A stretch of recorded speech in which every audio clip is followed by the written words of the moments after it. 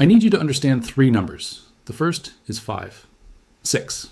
The magnitude of an earthquake that struck near Ukiah, California on June 24, 2026, on the Makama Fault.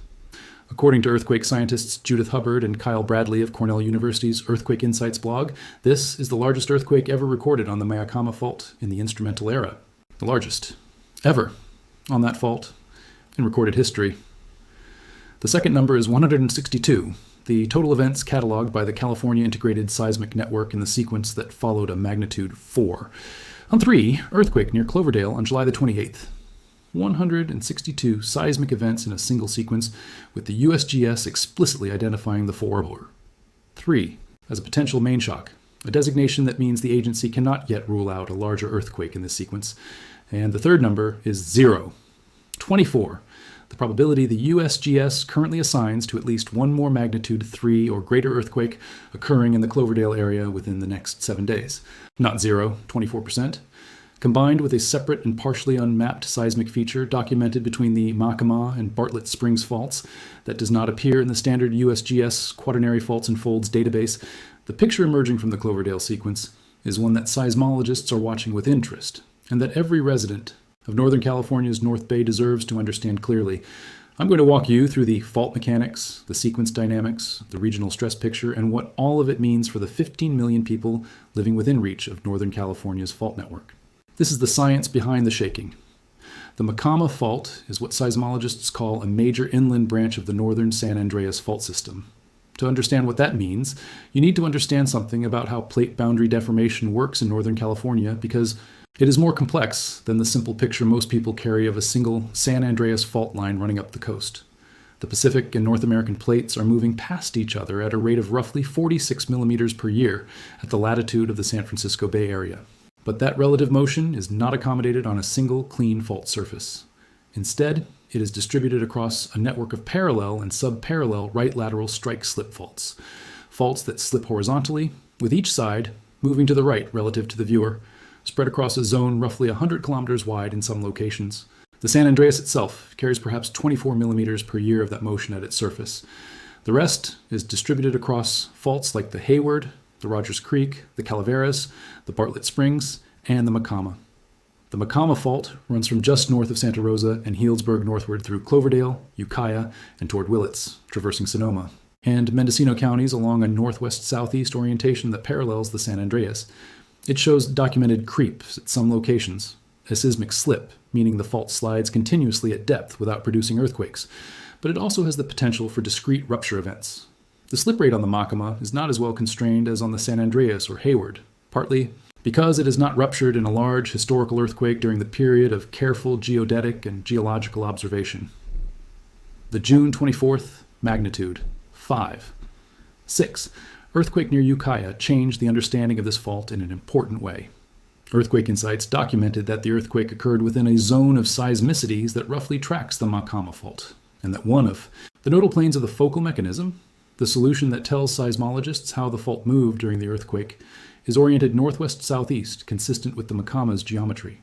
The same blog documented visible right lateral offset along the Makama Fault, displacing curbing at the surface, confirming that this is a fault with documented surface expression and geologically recent activity.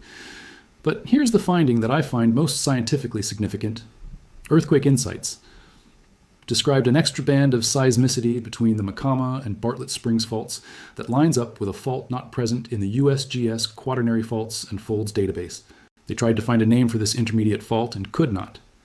The California Geological Survey fault map shows some faults in the area, but marked as old, pre-quaternary, suggesting they were not considered recently active by previous investigations. And yet the seismicity clearly aligns with a structural feature in that zone. This matters for hazard assessment because the USGS hazard models are built on the Quaternary Faults database. A fault system that is seismically active but not in the standard database represents uncertainty in the model, which means the hazard may be distributed differently than current maps suggest. Let me walk through the July 28th Cloverdale event precisely, because the USGS data product associated with this sequence contains specific information that tells you more than the headline magnitude, the magnitude 4. 3 main shocks struck at 0240 UTC on July 29th, 7:40 p.m. local time on July 28th, at 38, 774 dig, 122. 936 Gauer at a depth of 5 kilometers. This is an extremely shallow earthquake. For reference, the typical crustal earthquake in California occurs between 5 and 15 kilometers depth. 5.5 kilometers is at the very shallow end of that range. Shallow earthquakes produce more intense surface shaking per unit of magnitude than deeper events because the seismic energy has less crust to travel through before reaching the surface. This explains why more than 520 people reported feeling the 4.3 via the USGS, did you feel it, system, and why shaking was reported as far as 140 kilometers from the epicenter. The USGS assigned the event a level 5 intensity, moderate shaking with light potential damage in the epicentral area.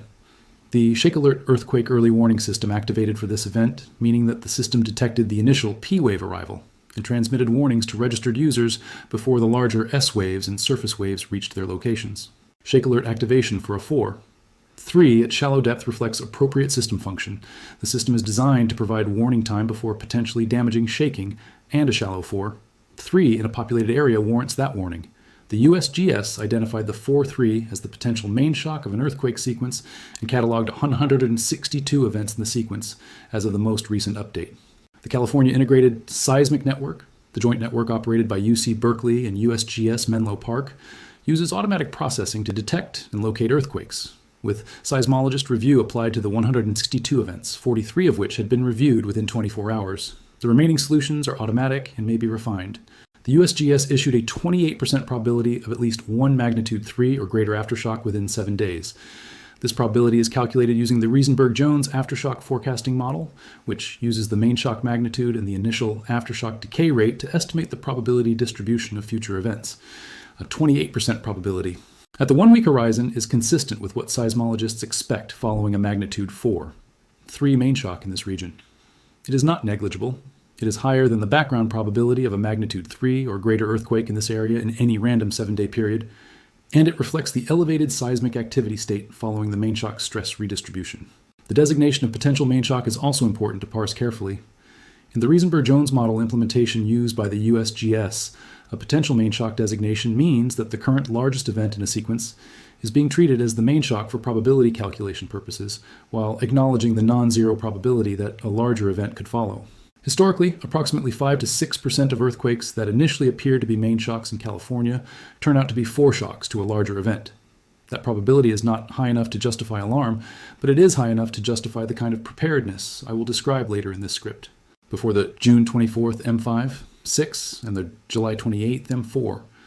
3. The Makama fault zone was the subject of a published USGS study in Geophysical Research Letters examining an earthquake sequence that occurred in August 2020. The study by David Shelley, Robert Skumal, and Jonah Hardebeck applied high-precision earthquake detection, relative relocation, and focal mechanism analysis to the 2020 Makama sequence, finding what they called fracture mesh faulting, a pattern in which earthquakes occur on a network of small, interconnected fault surfaces rather than on a single planar fault. This finding has implications for understanding the current Cloverdale sequence. Fracture mesh faulting is characteristic of fault zones where the primary fault surface is not fully optimally oriented relative to the current stress field, causing deformation to be accommodated on a network of secondary faults at various orientations. It produces swarm-like seismicity, many small events distributed in space and time, rather than the classic main shock-aftershock sequences that characterize rupture on a single well-oriented fault plane. The swarm-like character of the Cloverdale sequence is consistent with this fracture mesh pattern documented in the 2020 study. What the fracture mesh pattern suggests is that the Cloverdale and surrounding area of the Makama fault zone is accommodating stress through distributed failure of a network of small secondary faults, potentially in association with fluid migration, a process called hydraulic fracturing at the fault scale, where pressurized groundwater reduces the effective normal stress on fault surfaces and enables slip at lower shear stress levels than would otherwise be required. The Geysers geothermal field, one of the most productive geothermal electricity generation sites in the world, is located approximately 20 kilometers southeast of Cloverdale. The Geysers has its own history of induced and natural seismicity, and while direct connection between Geysers geothermal operations and the Cloverdale sequence would require careful analysis of location data, the proximity of a known fluid-rich geological environment is a relevant scientific consideration. To fully understand the significance of the Makama sequence, you need to understand the regional stress picture in Northern California, because individual fault sequences do not occur in isolation. They are expressions of the broader stress state in the crust produced by the ongoing Relative motion between the Pacific and North American plates. The USGS documented a 140% increase in the rate of magnitude 4. One or greater earthquakes in the broader Bay Area since 1979, concentrated in a corridor extending northward from the 1989 Loma Prieta aftershock zone through the Calaveras, Greenville, Green Valley, Napa, and Rogers Creek faults. This increase has been attributed to the gradual dissipation of the stress shadow created by the 1906 magnitude 7, 8 San Francisco earthquake. The 1906 event was so large that it substantially reduced the Coulomb stress on many of the adjacent fault systems in northern California, creating a period of reduced seismic activity on those faults that has been progressively eroding as decades of plate motion reloads the stress. The current elevated seismicity rate in the broader Bay Area and North Bay region is consistent with this stress shadow dissipation interpretation. The 2014 South Napa magnitude 6. 0 earthquakes. The strongest Bay Area event since the 1989 Loma Prieta shock and the first indisputable surface rupture in the Bay Area since 1906 was shown by published USGS research to have triggered widespread aftershocks and stressed several major faults, including exotic fault clusters not in standard databases. The stress transfer from the Napa event added measurable Coulomb stress to portions of the Rogers Creek fault, the West Napa fault, and smaller fault clusters that were not previously identified in the standard seismicity catalog. That same stress transfer process is operating from every subsequent earthquake in the region, including the June 24th M5, 6, and the July 28th M4. 3. Within this broader regional picture, the Makama fault occupies a specific structural position as the easternmost of the major North Coast Range faults in this latitude band. Between the Makama to the east and the San Andreas to the west, the crustal deformation is accommodated across several parallel structures, some of which, as the Earthquake Insights study documented, are not yet fully mapped. The partially unmapped seismic feature they identified between the Makama and Bartlett Springs faults is a gap in the structural understanding of this zone that has direct implications for probabilistic seismic hazard assessment. Every October, millions of Californians participate in the Great California Shakeout, a drill designed to practice drop, cover, and hold on and build the automatic behavioral response that saves lives in major earthquakes. The scientific basis for shakeout preparedness is directly relevant to the Cloverdale sequence. The USGS scenario for a magnitude 7, 0, Hayward Fault earthquake, the Haywired scenario, projects approximately 800 deaths, 18,000 displaced households, and weeks to months of disruption to the water, transportation, and power infrastructure of the East Bay. The Hayward Fault runs directly beneath a heavily urbanized corridor from Fremont through Oakland, Berkeley, and into the North Bay. The West Napa, Rogers Creek, and Makama faults are all connected to this system through the broader northern San Andreas deformation zone. The February 2026 San Ramon swarm, 33 earthquakes in 90 minutes on or near the Calaveras fault, the strongest reaching magnitude E4. 2 occurred in the same interconnected fault network. The Calaveras fault connects southward to the San Andreas near Hollister and northward toward the Concord Green Valley fault system. Stress changes from events on any of these faults influence the probability of future events on adjacent faults through Coulomb stress transfer, the same mechanism documented in the post-Napa 2014 analysis. The MyShake app and Shake Alert system that activated for Tuesday's Cloverdale earthquake represent the most direct preparedness tool available to Northern California residents for reducing their injury risk in future events. The warning times vary by distance from the earthquake source. Someone in Healdsburg, 6 kilometers from Tuesday's epicenter, had minimal warning time, while someone in Santa Rosa, 40 kilometers to the south, may have had several seconds. In a larger earthquake on the Makama fault, one of magnitude 5 or 6, 0 or above, the warning times for populated areas to the south and east would be longer, and those seconds can be the difference between being caught standing near a window and being safely under a desk. Let me be precise about what the current probability estimates do and don't tell you, because I think this is where earthquake communication most frequently goes wrong in both directions. The USGS's 28% probability of a magnitude 3 or greater in the next 7 days does not mean a magnitude 5 or larger is coming. The probability of a magnitude 5 or greater aftershock following a magnitude 4. 3 main shock in this fault zone is much lower, on the order of 1 to 2% based on California aftershock statistics. The probability of a magnitude 6 or greater in this sequence is lower still. What the sequence does tell you is that the Makama fault zone is currently in an elevated state of seismic activity compared to its background rate. The June 24th M5, 6, the largest ever on this fault in the instrumental record, produced its own aftershock sequence. The July 28th M4, 3, has now produced 162 additional events. The USGS identifies both events as occurring within the same broad seismic zone. The combination of an unusually large event on June 24th, followed by a fresh sequence 5 weeks later, is not by itself evidence of imminent larger rupture. But it is the kind of pattern that earthquake scientists note in their monitoring of fault systems. The 1992 Parkfield prediction experiment on the San Andreas produced decades of careful monitoring of a fault section, expected to produce a magnitude 6 earthquake based on its historical record.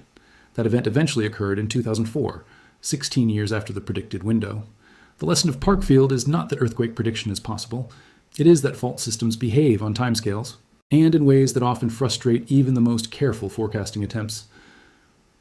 The Makama fault's June 24th and July 28th sequences are data points in a fault system that is actively accumulating the kind of observational record that helps seismologists refine their understanding of how this structure behaves.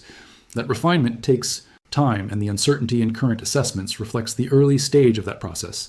The scientific reality I've described, an active, partially unmapped fault zone producing sequences larger than anything previously recorded on it in the instrumental era, within a broader regional stress field that has been measurably increasing since the stress shadow dissipation following 1906, has specific, actionable preparedness implications that I want to communicate directly. For residents of Sonoma County's North Bay, the priority structural vulnerability to address is unreinforced masonry construction. The older brick commercial buildings in Cloverdale, Healdsburg, and Ukiah would perform poorly in magnitude 5 or greater shaking, at the depths and distances characteristic of the Makama fault. If you work in or regularly occupy an older brick building, know your drop, cover, and hold on location, and be aware that exterior walls and parapets, the decorative brick elements at the top of older storefronts, are among the first elements to fail in moderate to strong shaking.